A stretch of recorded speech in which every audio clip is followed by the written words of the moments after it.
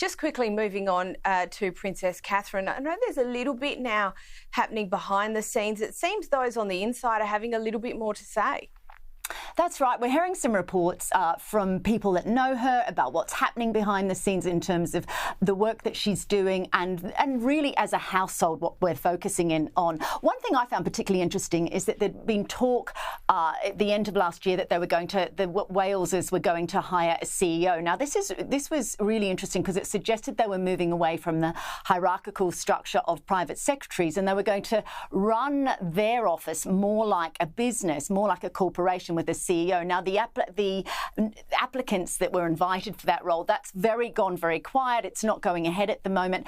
Multiple reasons, of course. Catherine would have to be highly involved in that. You would have, everyone that goes to an interview like that has to sign an NDA. We don't know what's happening to her physically in terms of drugs, hair loss that go with chemotherapy. We don't know anything about that. So they wouldn't have wanted to have people streaming through their home in Windsor or indeed the palaces.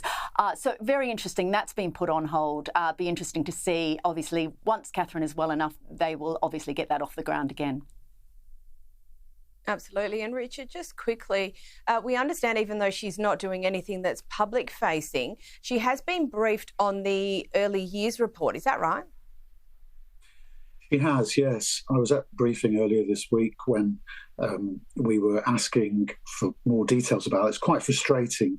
The palace is really not keen to go into the details.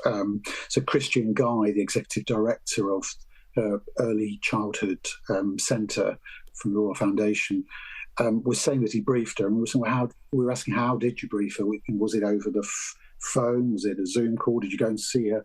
Wouldn't go into the details at all. But it's clear that she has been the driving force behind that report. She's been talking to officials on and off about it and other matters. So it's hard to say at the moment where she's at with her treatment. I think there's certainly been a bit of speculation lately that we may not see her until the autumn. Normally she and William would have the school holidays off with their kids anyway. So it's likely that we're not going to see much of anything of her until the autumn, I'd say. But she clearly is, this is her passion, giving children a better start in life in the UK and elsewhere around the world is her life's mission now.